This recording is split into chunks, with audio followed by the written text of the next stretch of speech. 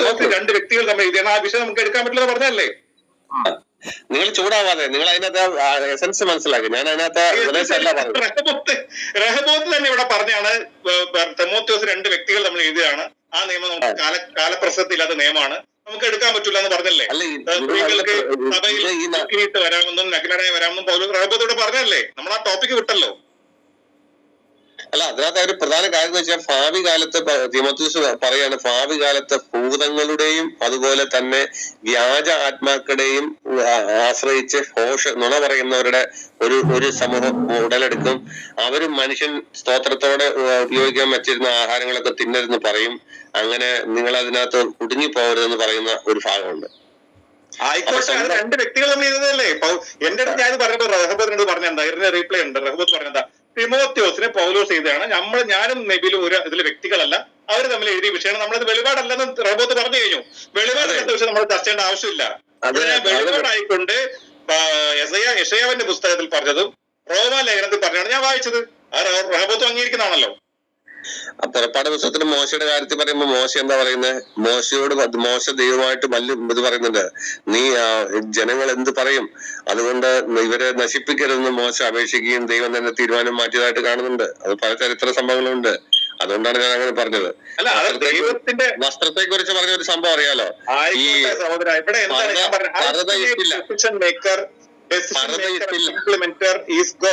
അത് ചോദ്യം ചെയ്യാൻ, അതാണ് പൗലോസ് മെനഞ്ഞിരിക്കുന്നവരോട് മെനഞ്ഞവനോട് നീ എന്ത് എന്ന് ചോദിക്കാൻ, അല്ലെ കുശവനോട് കുശവന്റെ പാത്രം ഡിസൈൻ ചെയ്ത് അത് എന്ത് എന്ന് ചോദിക്കാൻ, അല്ലയോ മനുഷ്യ നീ ആരാണ് എന്നാ ചോദിച്ചത് അല്ലെ? ആണാണ്. മനുഷ്യൻ വലിയ വിഷയമാണ്. കാരണം ഇപ്പൊ പർദ്ദ ഇട്ടില്ല എന്ന് പറഞ്ഞ ആൾക്കാരെ തീയിലേക്ക് തിരിച്ചോടിച്ച് വിട്ട ഒരു സമൂഹവും അങ്ങനെ കത്തുപിടിച്ച എത്രയോ സ്ത്രീകൾ ചത്തുപോയ സമൂഹമുണ്ട്.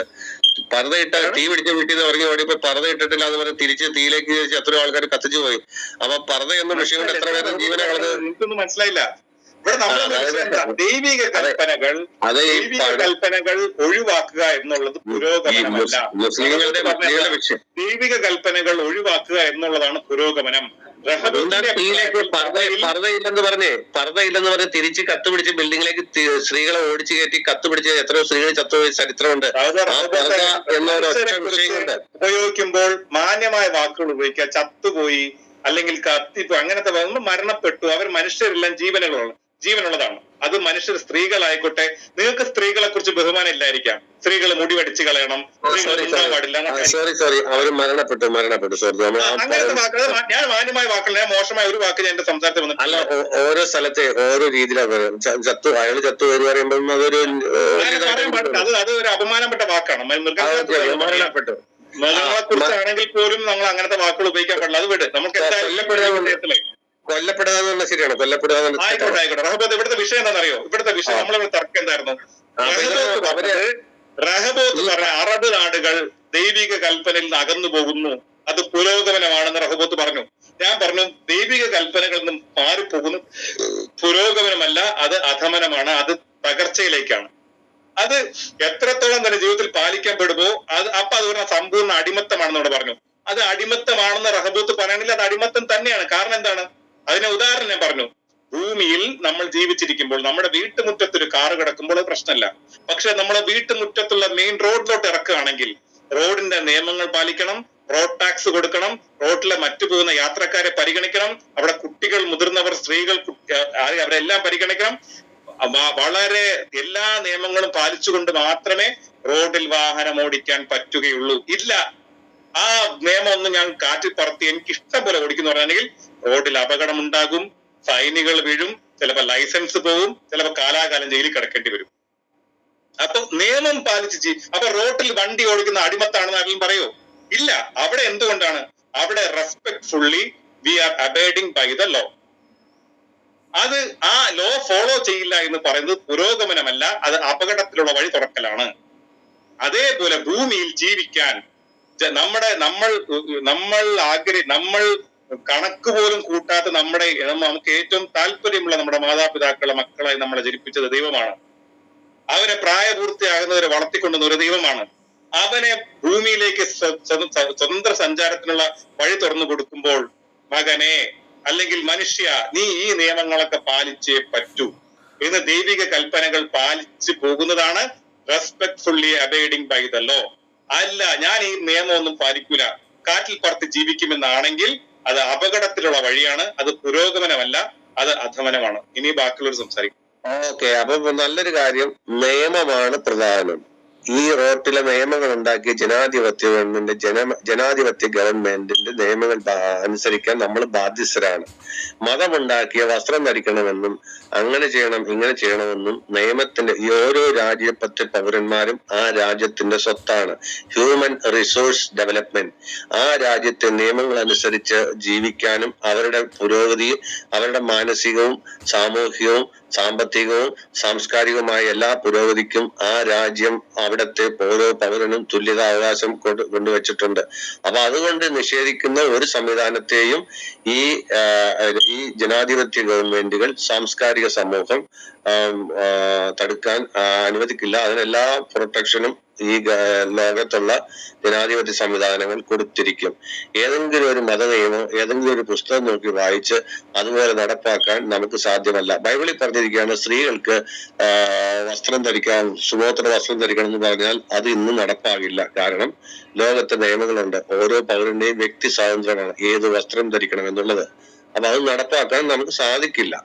ഇപ്പൊ സ്ത്രീകളുടെ കാര്യം, സ്ത്രീകൾ ഇപ്പൊ രണ്ടാമത് മുസ്ലിങ്ങൾ വിവാഹം കഴിക്കുന്ന എന്തുകൊണ്ടാണ്? രാജ്യത്തെ സ്വത്ത് നിയമം അവരുടെ പേരൻസിന്റെ സ്വത്ത് അങ്ങനെ തന്നെ കിട്ടണം, അത് മക്കൾക്ക് കിട്ടണം, അത് മറ്റ് രീതിയിലൊന്നും ഡിവൈഡ് ചെയ്യാൻ സാധ്യമല്ല. അപ്പൊ അതുകൊണ്ടാണ് രാജ്യത്തെ നിയമങ്ങൾ ഓരോ സമയത്ത് സ്ട്രിക്റ്റ് ആയിക്കൊണ്ടിരിക്കുകയാണ്.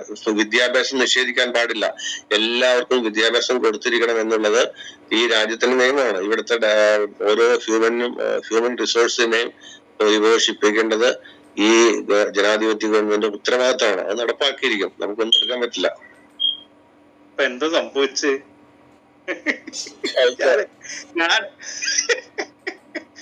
ഞാനിവിടെ ജനാധിപത്യ രാജ്യത്തെ നിയമങ്ങൾ അനുസരിക്കേണ്ടത്, ഞാനിവിടെ ജനാധിപത്യ രാജ്യത്തെ ഒരു നിയമം എക്സാമ്പിൾ പറഞ്ഞിട്ടാണ് ഞാൻ പറഞ്ഞത് ദൈവിക നിയമം ഫോളോ ചെയ്യുക എന്നുള്ളതാണ് പുരോഗമനം. അത് ഒഴിവാക്കുക എന്നുള്ളത് ഏതുപോലെ ജനാധിപത്യ രാജ്യത്തിലാണെങ്കിൽ പോലും റോഡ് നിയമങ്ങൾ പാലിക്കാതെ എനിക്ക് തന്നിഷ്ടപ്രകാരം ജീവിക്കുക എന്നുള്ളത് പുരോഗമനമല്ല. അത് ഒരു എക്സ്ട്രാ, അതുപോലും മനസ്സിലാക്കാൻ റഹബോത്ത് മനസ്സിലാക്കി ഞാൻ എന്താ ചെയ്യാൻ പറ്റുക? അത് ഒരു എക്സാമ്പിൾ കമ്പാരിസൺ ആണ് ഞാൻ നടത്തിയത്. അതുപോലും തിരിച്ചറിയാൻ പറ്റില്ലെങ്കിൽ പിന്നെ എന്താ പറ്റുക? ഇവിടെ ജനാധിപത്യ രാജ്യത്ത് ജീവിക്കാൻ പാടില്ലെന്നോ? ഞാൻ ഇവിടെ പറഞ്ഞെന്താണ്, ഏത് രാജ്യത്തായിക്കൊള്ളട്ടെ രാജ്യത്തിന്റെ നിയമങ്ങൾ പാലിക്കുക എന്നുള്ളതാണ് ആ രാജ്യത്തിൻ്റെയുള്ള കൂറ് കാണിക്കുക എന്നുള്ളത്. അതുപോലെ മനുഷ്യരായി ജീവിക്കുന്ന ഓരോ വ്യക്തികളും തന്റെ സൃഷ്ടികർത്താവായ ദൈവം തമ്പുരാന്റെ നിയമങ്ങൾ ജീവിതത്തിൽ പാലിക്കുക എന്നുള്ളതാണ് എന്ത്? അതാണ് പുരോഗമനം. അതല്ല ദൈവത്തിന്റെ നിയമങ്ങൾ കാറ്റിൽ പറത്തുക, എനിക്കത് ഫോളോ, ഇപ്പൊ റഹബത്ത് ബൈബിളിലെ നിയമമൊക്കെ അവിടെ ഇരിക്കട്ടെ, അത് നമുക്ക് ഫോളോ ചെയ്യാൻ പറ്റില്ല. ഒരു ക്രിസ്ത്യാനി ഞാൻ പറഞ്ഞാൽ പ്രതീക്ഷിച്ചു കേട്ടോ. ബൈബിളിൽ അങ്ങനെ പല നിയമം ഉണ്ടാവും, ഒന്നും ഇപ്പൊ പറ്റൂല. അത് സ്വതന്ത്ര ചിന്തകർ പറഞ്ഞ വാദമാണ്, അത് റഹബത്ത് പറയരുത്. ഇപ്പൊ ക്ലബ് സംസാരിച്ച് ആ നിലയിലായെങ്കിൽ എനിക്കൊന്നും ചെയ്യാൻ പറ്റൂല. അത് I am very sorry to help. Bible നിയമമൊന്നും പഠിക്കാൻ പറ്റില്ല, അതൊക്കെ കാറ്റിപ്പുറത്തിന്റെ നിയമമാണെന്ന് റഹബത്ത് പറയണേ റഹബത്തിന്റെ വീക്ഷണാണ്, അതിൽ ഞാൻ എതിർക്കുന്നില്ല. ഞാൻ ഇവിടെ പറഞ്ഞത് ഏത് രാജ്യമായിക്കൊള്ളട്ടെ, ഇപ്പൊ റഹബത്ത് പറഞ്ഞ അവസാനം സഭയിൽ ഡിഗ്രി ഇട്ടും നഗ്നരായിക്കൊണ്ട് സ്ത്രീകൾ വന്നാലും ഒരു കുഴപ്പമില്ലെന്നാണ് റഹബത്ത് പറഞ്ഞത്. എനിക്ക് തടയാൻ പറ്റില്ലെന്നാ പറഞ്ഞത്. എന്നാ നിങ്ങൾക്ക് തടയാൻ പറ്റില്ല, ആർക്കും തടയാൻ പറ്റില്ല. രാജ്യത്തിന്റെ പാസ്റ്റർമാരുടെ പ്രസംഗമുണ്ട്, മേലിൽ ഒരുവളും ഇവിടെ തലമറയ്ക്കാതെ മാന്യമായ വസ്ത്രം ധരിക്കാതെ സഭയിൽ വരരുത് എന്ന് പറഞ്ഞ പാസ്റ്റർമാരുടെ സംസാരമുണ്ട്. വേണോ റഹബത്തിന് കേൾക്കണോ? വിദേശ രാജ്യത്ത് പറ്റില്ല, നമ്മുടെ കേരളത്തിൽ പറ്റും. മലയാളി എന്താണ്?